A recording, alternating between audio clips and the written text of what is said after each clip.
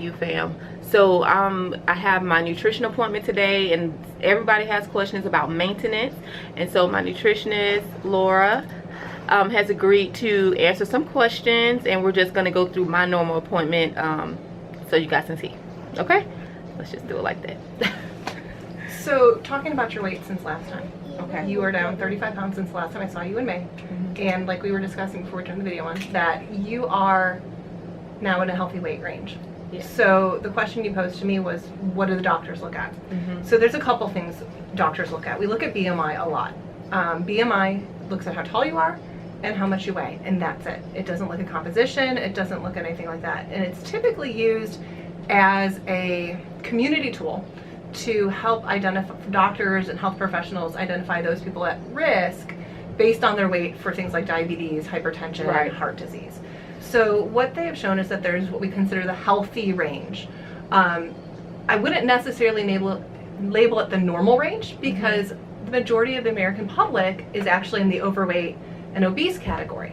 So to a lot of people, when you get into the normal or healthy range, to other people you may look thin, and you may get comments that are negative, that you look too thin and all that, because one, they are used to the old you. Exactly. And two, the average person in America today is not in that healthy BMI range. So what considered healthy BMI? It's from an 18.5, which is on the low end of that, up to a 24.9. So today, Precious, yours is a 23.03, which is huge and amazing where we started from. I heard so it. good job. 23. Let me. So with that, a BMI over 25 is considered, from 25 to 30 is considered overweight. A BMI of 30 to 35 is considered class 1 obesity. 35 to 40 is class 2, and 40 and above is considered class 3 obesity, or what other people may call morbid obesity. And that's where I was. Yes. Yeah. And so anytime you drop your BMI just by even 2 points, you are significantly lowering your risk of those obesity-related complications. And getting it into that healthy range is really important for us, and really reduce your risk. Now, on the side of that, the question you had about maintenance is having a weight too low can be problematic as well. So that underweight category, so a BMI of 18.5 or lower, actually comes with its own risks. And so we also become concerned if people start to get into that range. We're not there, we're not near there, Oh, no. but we definitely don't want to get there either. And so talking about maintenance can be important for that as well. And so what we want to look at is, what is the rate that we're currently losing at still? And that gives us an idea of how much we may need to increase. So generally, to lose a pound a week, we're creating about a 500 calorie deficit a day below our maintenance target. Okay. So what I don't like people to do is to stop exercising and doing those healthy things that we're doing. But then sometimes our pouch gives us restriction that doesn't allow us to eat a certain amount. So my big philosophy on nutrition is protein and produce, and we've preached that from the beginning. But as we get closer and closer to maintenance, we can start to add in some of those other really healthy, good for you carbohydrate foods. And so making sure that we are still hitting our protein targets. So typically, depending on how much restriction we have in our pouch, 2 to 3 ounces per meal if we're eating 2-3 meals a day. If we're eating 4 to 5 meals a day, or meal opportunities, we would be getting about 2 to 3 ounces of protein. I'm at about 5 to 6. Awesome. And so, and then going, okay, what else am I having with it? And that's where the increased calories come from. And this scares a lot of people, because carbs are what we feel got us in this problem in the first place. But the thing is, don't be scared of carbs. Carbs are our fuel. They are good for us, and they have really good nutrition. And so what we want to look at is being smart about what we put in our pouch, because you still only have so much room in that pouch, and we want to be really specific of what we put in there. So what I would suggest doing is, if you are still keeping a food journal, keep doing it and track the rate of your weight loss. And if you're losing at a pound a week, we need to figure out how to slow that down by adding in a little bit more of the right types of foods. The answer is not go have a cheat day or a binge day, because that starts to perpetuate that process that and mindset that got us where we were possibly. Yes, and we feel bad, and then it starts that cycle of guilt and that stuff. What we would rather do is say, okay, I need to increase it. So let me maybe cut my protein back even just a little bit. You know, instead of having 5 to 6 ounces, because I'm definitely hitting my targets doing that, balancing that plate better. So you may have seen the My Plate picture, and there's definitely protein and produce and whole grains on there. So those whole grain carbs are where we may get a little bit more of those healthy calories. The other thing to look at is healthy fats. So certain types of fats, your omega-3 fatty acids for one, are essential and really good for us. And so that may be another place where we add some of those in to bring the calories up a little bit. What's an example of that? So that would be something like avocado. Okay. You know, avocado has really healthy fats. It's got a lot of good nutrients in it as well that a lot of times our bariatric diet is deficient in. Right. And so what we might do is, let's say we are having eggs for breakfast. And historically we may have just had eggs and maybe fruit or something with it. What we may do is put that on a piece of whole grain toast, or if we don't feel comfortable, our pouch doesn't hold a whole piece of toast, maybe a half a piece of whole grain toast, and maybe a little bit of avocado, maybe a tablespoon, maybe 2, on there with our egg, and trying to get that protein in there, that little bit extra. But we want to do it smart because we want to make sure that we're not overshooting either and turning back into that regain. So if we're losing at a rate of half a pound a week, then that's about 250 calorie deficit below where our maintenance part is. So I like to take a little bit of a scientific approach. A lot of times if you're here working with me, I'm the one doing that legwork. Right. If you are on your own and don't have a dietitian readily available, use something like MyFitnessPal to track your intake and how much, and weighing yourself probably once a week to on the same day, same time of day, say first thing in the morning after you empty your bowels. That's the truest or most accurate weight, and start from there and then see what you're doing and track it. Now you're gonna have fluctuations, so don't go crazy weighing yourself every day going, oh, it's up, it's down, it's up, it's down. That's normal. It will drive people crazy. It will drive you crazy if you don't have your mind around it correctly. But look at the trends over time. I like to track my weight and my clients' weight, and they're like, if they have a Fitbit, Fitbit does a really good job of showing a graph of it and watching what that graph's doing. If the graph's hovering back and forth like this, that's maintenance. So a lot of times when we think of maintenance, we think about our weight being exactly 140 every day when we wake up and every time we weigh it. But normally most of us have kind of a window. And depending on whether we are sodium sensitive and hold on to a little bit more fluids when we're eat higher salt things, or if we are still a female and still menstruating, we may have times of the month where we fluctuate a little bit more or a little bit less. So normal is a few pounds fluctuation. You generally know what's normal for you. I like to imagine like a range, and your weight should kind of bounce at maintenance in between that range. So you'll have a top number and a bottom number. And as long as it's within that range, that's fine. If that you stop seeing that top number and it's dropping here and that bottom number is getting lower, we're still losing.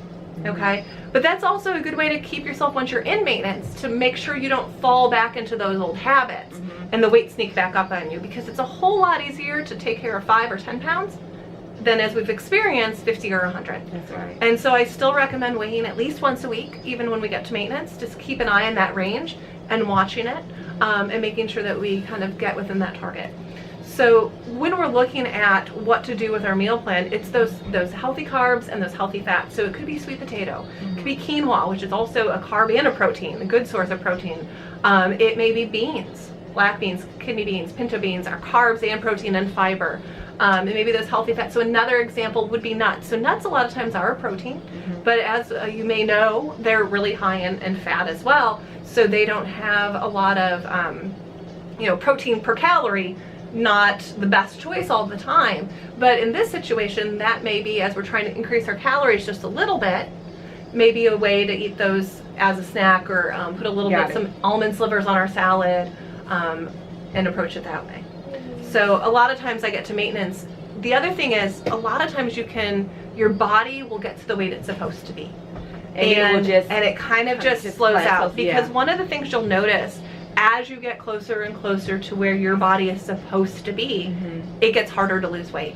Those first 50, 100 pounds may have been difficult, but if you think about the first 3-6 months of surgery, it came off pretty quick. And then we hit that 3-month plateau, and it slows down, and then we start to lose again, and then it slows down. And some of you guys may have had a few more rebounds in there, but it does get slower and slower. So initially we may have lost 3 to 6 pounds a week, and then it would have been only 2 to 3, and slows where we're only losing every couple weeks. But eventually, as we get closer to goal, for most people, your body will stop, and you'll get to that point. Sometimes it doesn't, and that's where we need to make sure that we kind of are watching as we get close to our goal, the rate that we're losing, and making those adjustments in that, so that it slows down. So for me, I've been fluctuating between 137 and 140 for the past couple months. And I'm happy with that. I would consider that maintenance. Yeah. And you're at a healthy weight. Yes. Yeah. So you definitely are going to have, that range that you see. And, during certain times of the year, it may be closer to the top end of that range and, the lower part of the range. But as long as you're within that kind of fluctuation range, that's maintenance. Right. Because I definitely don't want to lose anymore. So, okay. I feel like I'm on track because Dr. Tadaki and you guys as team have really set me up for success, and I've even passed on those documents to other people that I had, because I only weigh on Sundays. The first thing in the morning after I use the bathroom, I weigh. Yes, that's your once a week. That's it. Yeah. And I still write it down in my journal. I still have a weight journal. So I always say that to them in the videos, like, I'm not driving myself crazy overweighing myself every day. Yeah. I know it's not going to be the same. My mom weighs herself twice a day though. Well, morning and night. Some people do, weigh themselves more frequently than that, but it's how we take that information and what we do with it. Yeah. If we use that information and say, okay, well, it's up, whatever I did just before this was bad. Oh, it's down, whatever I did right before this was good. That's not a positive relationship with that number.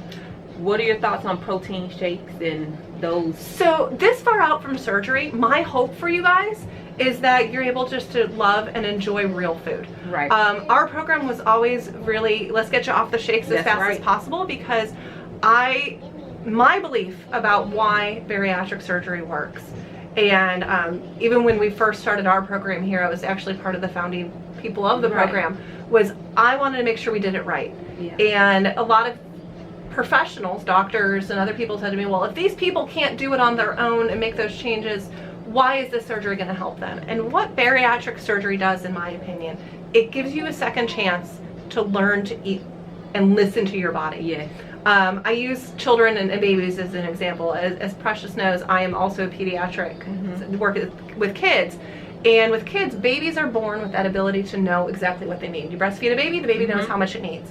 And we as humans have that ability. We just got told to tell it to shut up, pardon my French, a long time ago, whether it was from a well-meaning parent not wanting to waste either the bottle of breast milk or formula and wanted you to finish that bottle as an infant, or that one more bite of baby food to that clean the plate, or they're starving children and fill in the third world country that you want. And all those things that happened to us as small children and as we grew, and then we started to impose it upon ourselves and deal with food in a negative or not as healthy way. What surgery does, if you look at the post-op diet, liquids, formula breast milk, squishy mushy, pureed foods, baby food. We start to transition the texture to more thick liquid, and we were relearning to listen to our bodies and our stomach. That's why when we teach you guys to eat slow and take meaningful bites, it's mindful eating, it's intuitive eating. And that's what makes us good, so and be successful. So the patients that I have that have been most successful, like yourself, learned that. If we are just relying on the pouch to stop us and not listening to it, that doesn't work as well.